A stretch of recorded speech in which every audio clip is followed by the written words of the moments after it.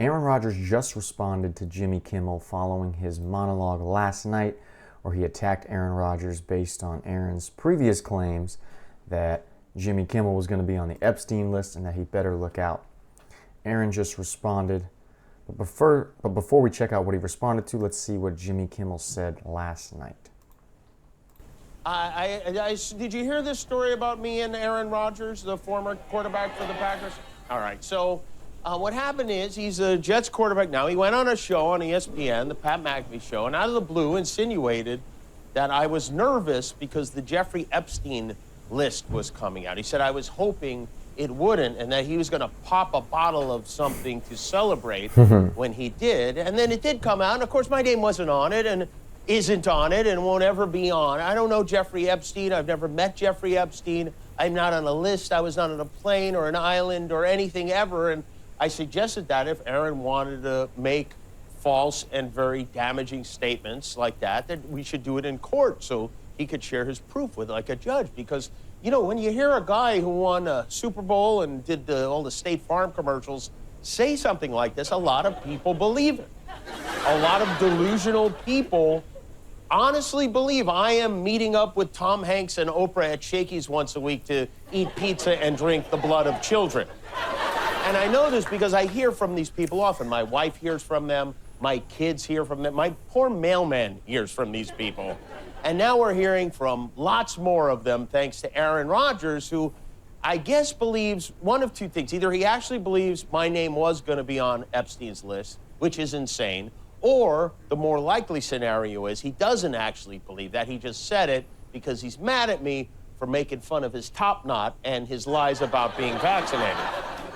He's particularly upset, I think, because I made fun of the fact that he floated this wacko idea that the UFO sightings that were in the news in February were being reported to distract us from the Epstein list. That was Aaron's theory that he shared, and I mocked. Well, let me show you the moment that so badly... Which has a lot of validity to it because there's so many different situations where different news stories have popped up and become popular and promoted by media members like Jimmy Kimmel to distract away from serious stuff that's going on in the world. I don't know about this thing that Jimmy's insinuating, but it's not like that hasn't happened before. So he kept going on, ranting about Aaron Rodgers, yeah. Now let's see what Aaron said to respond to different BS that Jimmy Kimmel went on for 7 minutes. You don't want to watch that. Trust me. Now let's see what he said in response to Jimmy's, being able to respond that Jimmy's name was not on the Epstein list that came out. Then we fast forward to this last week, right? And I said that a lot of people, and I'm quoting myself here, a lot of people, including Jimmy Kimmel, are really hoping that doesn't come out. End quote. That's what I said. That's the entire quote. Okay? I was referring to the fact that if there is a list, which again, this hasn't come out yet, this was just a deposition, right? And there are names on it, then that would be the second time that a soft brain junior college student, wacko, anti-vax, anti-Semite, purveyor, spreader of misinformation, conspiracy theorist, MAGA, whatever other things have been said by him and other people in the media would be right twice. Now, let me just say that is the truth, number one. Number two, I totally understand how serious an allegation of pedophilia would be. So for him to be upset about that, I get it. Did you watch the quote? Because that's exactly what I said. Verbatim what I said on the show. Okay? I'm not stupid enough, even though you think I'm an idiot, and you made a lot of comments about my intelligence, but I'm not stupid enough to accuse you of that with absolutely zero evidence, concrete evidence. That's ridiculous. So I'm glad, and I think we can agree on something, is that one, those crimes are heinous, and two, I'm glad you're not on the list because those who are on the list, and this is what I think we can agree on, that at minimum there should be an inquiry into their involvement, especially if they went to the island, and at maximum there should be an investigation into it. And the crazy thing is that Aaron's being all nice, talking like this now, but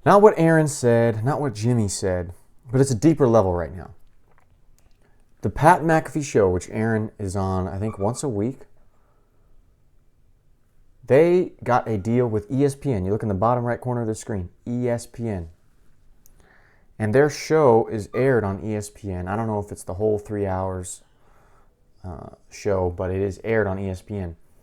And the fact that ESPN is allowing Pat McAfee to continue to have Aaron Rodgers on his show and allow him to say what he wants when he says things that are so far against the Disney, ESPN, liberal narrative, just even questioning the vaccine, bringing up Epstein's list. This is on ESPN, and they're going to put it on their YouTube channel. It's just like, that shows you just how much power and viewership Pat McAfee and his show have gained over the years in comparison to ESPN's proprietary shows that they create. The fact that they're willing to pay Pat McAfee all this money to have his show on their network and allow him free range with what he has on the show and during his interviews, that's a powerful shift that ESPN is willing to bend their knee and cave to what they normally never cave to because of the viewership and popularity of Pat McAfee. That is impressive. I'll be surprised to see just how long they leave this clip up on their YouTube, because right now it is on YouTube right here. Aaron Rodgers issues response. But I don't think it's on the ESPN one. Anyway, that's super surprising that they're going to allow that to happen, and that they have allowed that to happen. We'll see if they stop it. Yeah, let me know what you think in the comments. Just wanted to bring you guys this update. Thought it was pretty cool that this is even continuing to be a discussion right now.